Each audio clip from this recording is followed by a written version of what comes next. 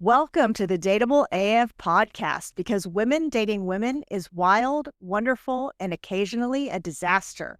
I'm your host, Dr. Sarah Kyle, a therapist in private practice. And I'm your co-host, Rachel Howell, researcher extraordinaire.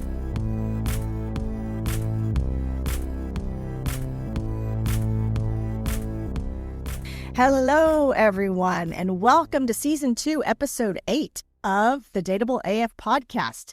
Today, our topic is no RSVP required, coming out late in life. The party doesn't start until you arrive. I had a friend that I was talking to the other day, and I told her about this topic, and she said, "What the hell do y'all know about that?" Well, I used to think that I was sort of late to the party because I didn't come out until I was 29. And no, you're not really, though.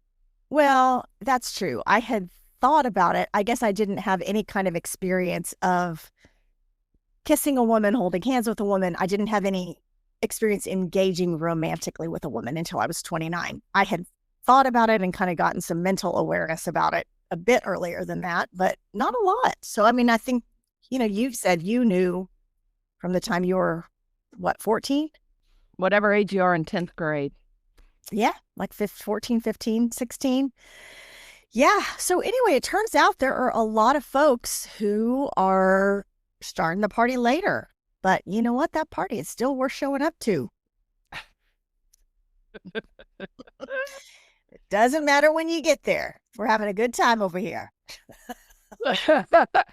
Well, when I reflect back on, I think that 10th grade was not the first part, because I was really obsessed with those Jane Fonda workout videos. Those ones with the really high cut leotards that were cut all the way up to her hip bones. Yes. She was stepping up on those little steps. And doing those little wing things out there with her legs. Those are still, instructors still do those. They're still relevant, Jane. You're still relevant. Right. And then she'd lay on her back, and do that thrust up in the air. I have to say, I have never looked at that and felt sexual, but oh my God. Get at me. I don't know that it was sexual, but I sure enjoyed watching them. Something about Jane was very appealing to you. Exactly. And I'm going to say to all our listeners, all you old lesbians out there, y'all know y'all watched them too, with lust in your heart. So do not be casting judgment on me. Oh my God. Well, it turns out that there are lots of women out there who are coming out later in life. And sometimes it's after you've been married to a man, like myself, or after you've had kids, also like myself. Or sometimes people have really literally lived this straight life for decades, and then they realize that they want to date someone of the same sex. So I think it's an important topic for us to dive into today. Yeah, the actually talking about this, people coming out later in life, and that is happening more and more with all the time. I was looking at some data around that, and there's out of the Williams Institute, which is a UCLA-based research organization, 36% of women in their 40s with same-sex partners were married to men. Okay. Then the trend grows. Very high percentage. It is very high. And then the trend grows with age. So over half, like over 50% of the women that have same-sex partners were in their 50s or over. 50% had been married to men. Had been married to men. Interesting. And then it moves up to 75% for women who are 60 plus. Wow. So what do you think explains that trend? Well, I think a number of things. One, certainly the age thing is that happened in a time where it was not as acceptable to be out.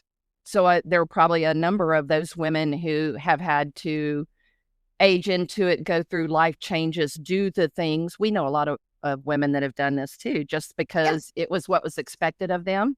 Yep. Yep. Yep. And doing the Kids. married, getting the kids, and Absolutely. then over time, for various reasons, either they finally decide to divorce, maybe not because they're interested in a woman at the moment, but then they realize the door is open for them in ways that it hasn't been in the past, or they've always just repressed that. And so I think that is a lot in play with these women that are older and now are out or with Yeah. same-sex partners. Yep, I think that's true. There's that sort of cultural generational pressure that we felt in decades past. I think also we did not have any kind of visible representation of gay people. Growing up, I remember Billy Crystal on Soap. I don't know. I'm Oh, dating myself now, but wow. so for those of you who don't know, that was, I believe it was on HBO. That was a show that was really, really groundbreaking. And they had this gay male character, and it was scandalous, my friends. This was in the 80s. And that was literally the only representation of a gay character that I can remember growing up. And it was very, very scandalous. And then I think we had Ellen, and that was what, in the 90s, I guess, that Ellen came out on TV. But before that, for you youngsters, there were no visible gay people anywhere. No, no, it's true. And also, when you reflect back on the moment, I mean, even though I laugh a lot about sort of having always been a lesbian, which I'm sure I probably have been, but you don't know what you don't know. So if you don't have any frame of reference for that, then because in 10th grade, the moment that I did have a frame of reference for that, then it made sense to me. Yeah. But the very second before that, I had no idea. Yeah. I think that makes a lot of sense because I think about my own experience of I grew up in a very conservative Christian environment. My family was very Christian. I was surrounded by only people who had that frame of reference. And I remember there were two things. My mom had a first cousin who was lesbian, and she had a female partner for as long as I can remember. Their names were Joe and Mary Ann. And I can remember always being fascinated by them. And I didn't really know how to label it because, of course, no one told us they were lesbian. But I was like, why do Joe and Mary Ann live together? And I was always asking a lot of questions about it. And then as a kid growing up, my doctor, our family doctor, was lesbian, and her partner was her nurse. And I knew that there was a relationship between the two of them. And I watched it with a lot of curiosity, but I didn't really understand what it was because no one had ever talked to me about gay people before. Yeah. And I do think that is oftentimes when you talk to women who have been married that were married in a traditional sense and did the family thing, and especially if you knew you wanted kids, because back then you didn't think you could have them unless you were doing that. There's that. But I do know a number of women who realized in their marriage that they were lesbian, but Yeah. they also were not. They didn't see a way out. Yeah. Because by then you're in it, you have kids.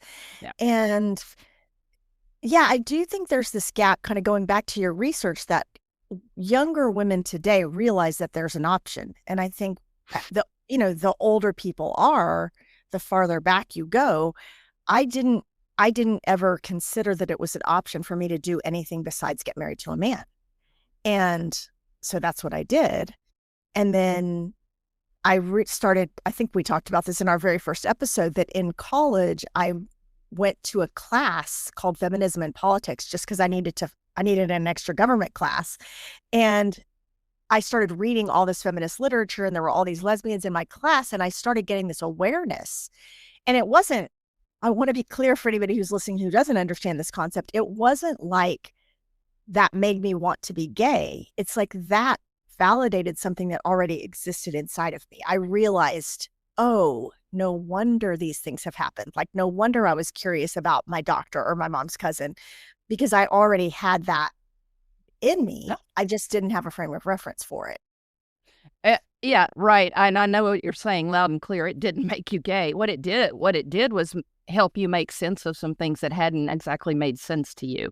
Yes, that's exactly true. And so I think that sometimes there's just this, you don't have a frame of reference for something, so you compartmentalize it. And I remember looking at my gym teacher's legs in middle school, and she had these gorgeous legs, and I didn't identify that as a sexual attraction. I just remember being really fascinated by looking at her legs and thinking they were really beautiful. And so I just compartmentalized that until I started getting more awareness about it in my mid-20s. You are kind of a leg girl. This is true. This is true. Joe has great legs. Yes, my girl got some good legs. Got some sticks. This, I'm excited about this conversation, this part about sort of the emotional roller coaster that happens for women when they do come out, and whether or not they're gay enough. So, all the things that come into play for women that are coming out and trying to figure out how to be out. And some of them don't do a good job of being out. And it's oftentimes, if they're late to the party, they still have a lot to work through related to having an open life. Yeah. Yeah. And that comes, like you said, with so many up and down emotions. So there's this relief that, oh my God, I'm finally being authentic. I can finally be myself. Something inside of me is finally validated. And then there's this grief for those years that you kind of lost. Like, wow. I mean, I remember going through that and thinking, what would my life have been like if I had realized this earlier, like you did when you were 14 or 15? What would the trajectory of my life have looked like if I had figured it out sooner? And so there's a little bit of grief for like, oh, did I lose those years? Which of course those years are never lost. You gain a lot of experience during those times. But then there's also, as you're coming out, that fear of being judged by your family or your friends. How are they going to react to this? And then you're super excited because you're dating women for the first time, and there's this awkwardness, like you're a teenager again. Yeah.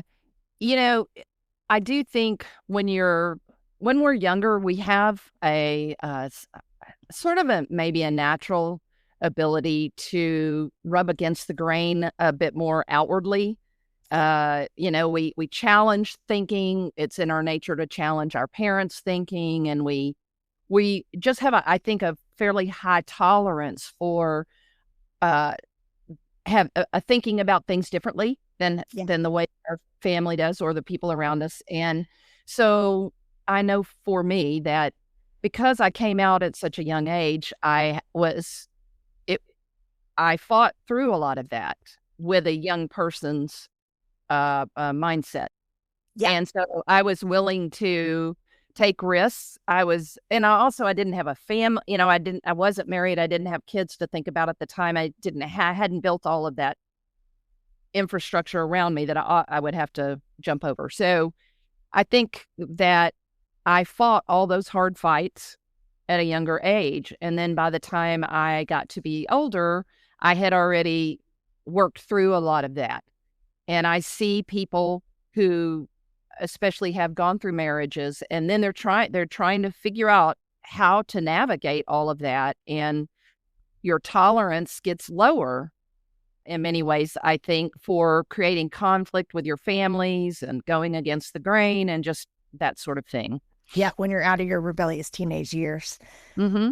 That is true. I think that on the flip side of that also is that as we get older, I think we get a little more confidence. So I think about people who came out, not you, because you actually have a lot of natural self-confidence, but I think there are people who came out at a younger age and then felt that need to pretend.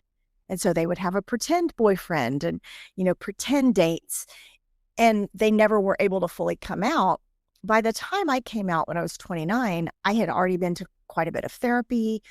I had already kind of gotten my sea legs under me a little bit. So I didn't go through that phase of pretending ever. Like once I came out, I told my parents right away. Obviously my kids knew right away, my coworkers, like I didn't go through that angst of how to let people know. And so that was kind of an upside of coming out a little bit later in life. Yes. And this plays into a bit into the type of personality you have and just generally how you lead your life. Like you lead Yes. your life in a very authentic way because you can't do it otherwise. Whereas there are a lot of people who, separate and aside from the gay thing, they don't lead their life in authentic ways. Yeah. They, they're never really truly open or honest, or you're not really seeing them.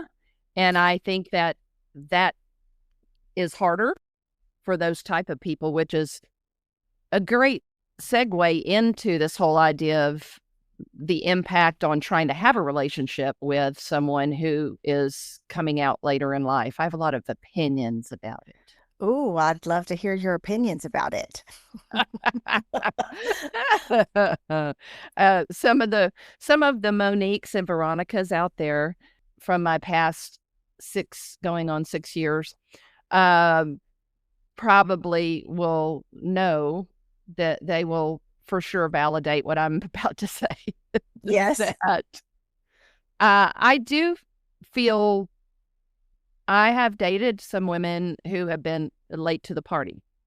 Yep. And I ask a lot of questions, and I am always very curious about, and I want to know how comfortable they are in their lives and whether or not they actually live an integrated life or if they live a compartmentalized life. Yes. Because I know you've done a little bit of both. You have been with people whose lives were not integrated, and that was a struggle. It is a struggle. And I'm not saying that there aren't people out there that can live that life with you, but I think, again, as you're thinking about dating, you have to know what you need with your partner as it relates to living your life together. And if you are two people who are comfortable living compartmental lives and that you have a few gay friends to hang out with, and mostly then you guys are at home by yourselves that are doing what you do, that's fine. I don't have a judgment on that. But if you are, as I have been, lived an out life for so many years where my life is all of me is out all everywhere, Mhm. but not because I'm carrying a big flag, but because I live very authentically in this skin that I am in. Yeah. And I don't separate my friends, whether they be straight or gay. We mix and mingle, and I expect the same privileges that all heterosexual couples get out there in the world. Doesn't always mean that it's welcome, but for the most part, it's been fine. Anyway, that's what I need, and that is my reticence to try to even have a relationship with somebody who compartmentalizes their life. I know it won't be a good fit for me. Yep. And this is something to think about if you are someone who's coming out later in life, to think in advance about how integrated you're willing to be. Are you ready to come flying out of the closet? And the other thing is, you don't have to make a big declaration. This isn't you saying I'm gay and carrying a flag, as you said, but this is, do you feel comfortable telling your mom that the person you're dating is a woman? Do you feel comfortable telling your best friend that the person you're dating is a woman? And if the answers to those things are no, then that's going to require some work on your part. And it's going to also cause perhaps a bump in the road for the person that you're dating. Because a lot of times women, well, I would say people in general are not that tolerant of you. I mean, for you, for example, would not date someone that forced you to feel like you were going back in the closet. Like, I'm going to introduce you to my mom, but just pretend like you're my best friend. It's like, no. So if you're someone who's coming out now and you don't feel ready to be integrated, that's just going to require some discussion with the person that you're dating. Well, a great example of this is that in my early years, and I had a long-term relationship with a Monique that we didn't spend holidays together because she Yeah. wasn't out Yep. to her family. And I, it over in the beginning, I accepted it because that was also, we were sort of young and doing that together. But eventually, about 5 years into that, I stopped being happy about being somebody's best friend. and then never sharing a holiday Yeah. together. Yep. And so then I met a Veronica who was like, "What are you doing? I'm not going to be going to, no, we're not doing that. We're going to have holidays together and we'll travel and just do like what normal people do. They get us on Thanksgiving. We go over here on Christmas." And Yeah. I remember going, "Well, I'll be damned. How Oh, about this this? is how it could be. Oh, okay." Um, so yes, that is a great example of, if you are okay with the other way, then fine. But it's, you have to know going in, because I also know that it never changed for me in the 10 years. It never changed. Yeah. Yeah, and so I think just looking at the impact that coming out later in life can have on your relationships, people have always known you one way. So they've always known you as a heterosexual person. And so your train left the station a while ago. You've been thinking about dating women. You've been maybe starting to go on dates with women. And if you haven't been open with the people in your life about that process, their train hasn't left that station yet. And so they might be shocked to learn that you're now in a same-sex relationship. And so that's going to cause some bumps, or it could cause some bumps in the road, depending on who you hang out with. In my world, everyone in my life was a conservative Christian who felt that homosexuality was a sin.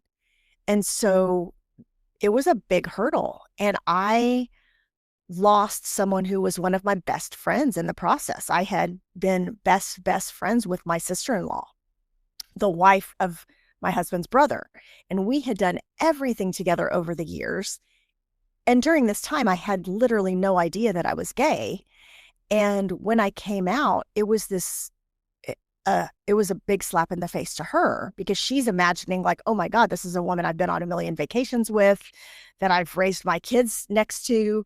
And for her, now viewing me through this lens of being a lesbian, she just couldn't do it. And so I ended up losing that friendship, and it broke my heart, because she was one of my favorite people in the whole world. And, you know, if you have a more open-minded friend group, I hope that doesn't happen to you, but it can. So it's something to think about.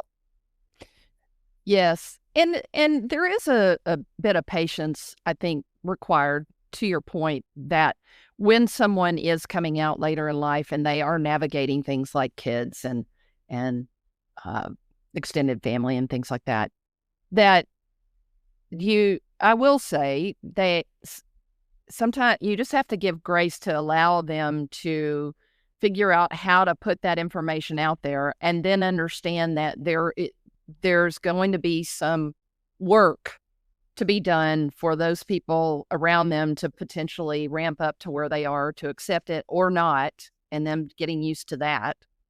Yeah. Um, and so I don't want to. I mean, I am pretty strong-willed around not wanting to be with anybody that has a compartmentalized life. At Yep. the same time, I do believe that at 65, if I'm dating somebody who's in my age group and their parents 90 years old and they have dementia, then we do not need to stand up and talk about me being their girlfriend. That is no longer important. you know? Yes. Uh, That's a different thing than them taking you home for a holiday and pretending like you're their friend or their roommate. absolutely. Yeah, those are completely different things. And Yeah. I think I would imagine we're mostly talking to an audience of women who are younger than we are. But yeah, maybe somebody's still coming out at this age, which is great. Let's talk about some advice and some perspective if you happen to find yourself in this place of like, oh, I've always dated men and now I think I might start dating women. The first thing I would want to say to you is that it's never too late, that there is no timeline on this, and that the most important thing is being authentic and living as your true self, whatever that looks like. There's also this conversation. I've not done a good job of articulating this, and maybe you can help me with it a bit, but I think it is important to have a gay contingency of support and people in your life when you come out. And if you come out and you actually haven't had a lot of gay friends, and most of your long-term, very deep friendships are straight women, let's just talk about lesbian straight women, Yep. that's great, and you have to figure out how they fit in all of that, but, I think it's extremely important to build your bench of lesbian friends, and, because it's hard to explain, but going places, having people to do things with, having a good contingency of women who have had the same experience you've had or are experiencing their lives similar to the way you are, I think is important. And so So it important. yeah, and I when I've said this before to some women who don't have a strong lesbian bench, and they're like, "Well, I have these deep, deep, intimate relationships in my friendships." I'm like, "Great, and you need those, and you want to keep them." Yes. But it is different than having this other thing. Yep. Yeah, that community support matters so much. And just being in queer spaces, whether that's maybe a lesbian bookstore or a women's bar, if you are lucky enough to have one of those in your community, Yeah. that there's a sigh of relief that you breathe when there's like a hypervigilance or something that happens when you're not in a queer space. And there's just a way that your guard goes down when you're surrounded by your people in that way. So yes, don't ever discount the importance of that. And even our podcast, y'all, having this podcast as a place where we can talk about this openly or where you can message us. And I know that it's not the same as having a friend, but I do think it gives you a little slice of having that community. Yep. And people are using, and we would continue to encourage it because we are talking about a lot of things that people find hard to talk about, and we're pushing the topic out there and exploring it. And I feel like a handful of my friends are talking to each other about these topics, and Yeah, I for love sure. that. It's the podcast is opening up because they know they're all listening to it, and then it opens up the dialogue. Yes, I think that's really true. And I will say in my community of therapists, this is a hot topic. And one of the reasons that we selected this topic is because it does keep coming up. There are lots of women that are coming out later in life and that have had this whole life of being married to a man and maybe having kids, and now they're deciding that they want to date women. And so anyway, there's a lot of it. There's a lot of it happening out there, y'all. Yep. Well, so what about, practicing honesty from day one is a great thing to keep in your back of your mind because I think that the more honest you are, the more forthright you are, the more likely people are to get on board with you. Because if you aren't being honest, then it makes people feel like you're not comfortable with what you're doing. Right. And so that's hard because you may not be comfortable with what you're doing. This is all new territory. And so if you can just set a goal for yourself to be authentic, and you might be saying something like, "Hey, I'm newly out. I haven't dated women before. I'm still figuring this out and finding my footing." That is honesty that opens up a conversation with the person that you might potentially be dating. Right. Now, for me, if I ran into somebody and they said I'm newly out, I would turn and run and screaming the other way, but that would just be But don't let that scare you off. If no, you are later in life coming out, there are women out there who will date you, I promise. It's not Rachel. it's just not me. I'm too far down the road to be somebody's coach or mentor. Right. Yes. You've aged out of that I have. particular phase of life. But, you know, I think going back to what you were saying before is like find your people. If you are newly out and maybe your people are not going to be a group of older women, maybe you're finding your people that are younger women who are still finding their footing too. But go out, go to queer spaces, go to queer events, start building friendships and building that community because that's going to help you as you're going through this process. And don't see the apps as your community. People, No, that's not your no. community. Mm-mm. Let we lesbians have fun. We play water volleyball. We play mahjong. We go listen to music. And and you just need to get out there. That's why, again, it's very important to begin to build your bench, so that you can enjoy those activities, meet other women that way, and then they make it so much easier for you to begin to be yourself in that Yes. space. Yes. And if you are going to use the apps, which it's okay, that's fine. They can be kind of overwhelming, but they can also be a practical way to meet other women. Just make sure that you're being authentic, as we always say. Highlight your shared interests with this person, not just the sexuality aspect of things. And if your first ones don't stick, it's okay. It's a learning curve. Just keep trying. And all the while, do put yourself in real life situations as well. Don't use the apps as your sole method of dating. Yes, when you're first coming out, you need practice. Yeah. To get the training wheels off, you You need gotta practice being a lesbian. learn how to ride that bike. And on that note, you also like learn a little bit about lesbian culture and be funny about it. Rachel and I laugh all the time about the U-Haul stereotype and about being best friends with your ex, and the small size of the dating pool. We've talked about all these things on this podcast. Those are things that are different than they are in the heterosexual community. So you learn those things and let yourself laugh about them.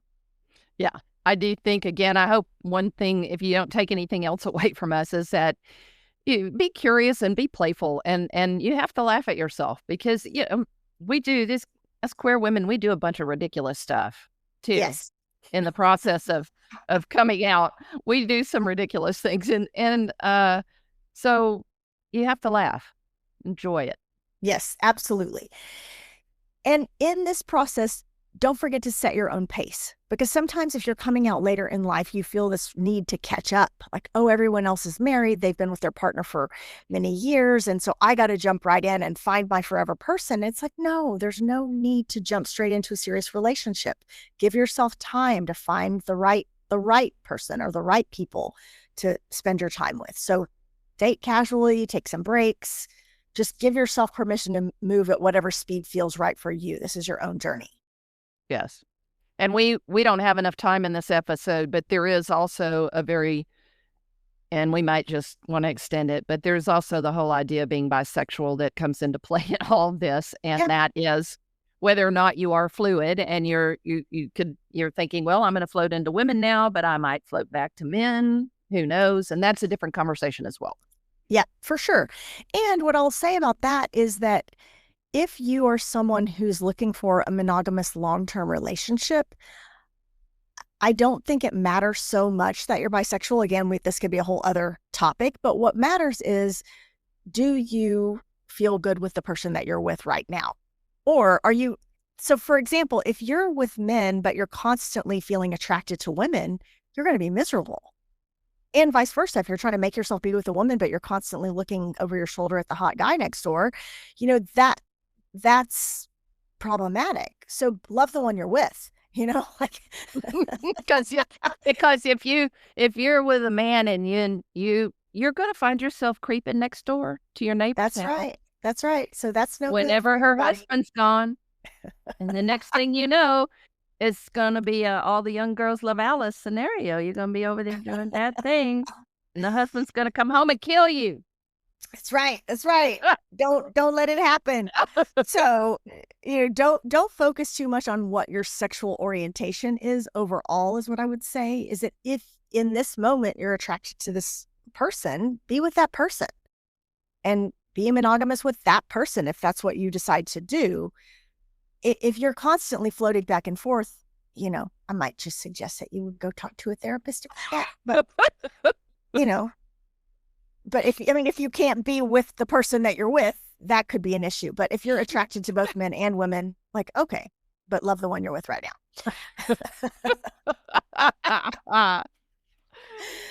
Oh, goodness. Well, there's nothing inherently good or bad about coming out younger or coming out later in life. And so just remember that, lesbians date women who come out at different stages of life. And so just be mutually understanding of each other, be respectful of each other, and try to learn from each other. Coming out's a process. It's not necessarily one big event. Right. And as we have talked about or described on this show, that sometimes the way you come out is actually related to the type of person that you are in general, not the fact that you're coming out late. So Yes. there are some people who, like Sarah, whose life is very authentic, and so she had to come out and be authentic when she realized it, versus some people who live a compartmentalized life anyway, and when they come out, they're doing it that way. Yep. Yep. And there's not necessarily a right or wrong way. I think it's much more stressful to be inauthentic. So just keep that in mind. Just saying. Okay. Well, let's wrap this up. What are some of the key takeaways that we want our listeners to get from this episode? Well, for sure, don't put so much pressure on yourself. And everyone has their own timeline. Yes, absolutely.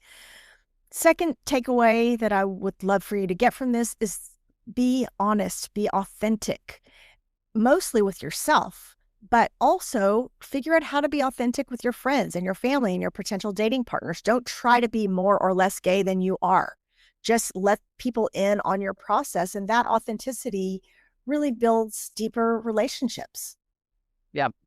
And then we talked about being compassionate, and that giving people a little space to adjust to their new normal. Yes. Yeah. If they've always known you one way and now all of a sudden you're making this big announcement, it's going to take them a minute. So be patient with them and be compassionate with them. Also, I cannot stress this enough. Find a supportive community.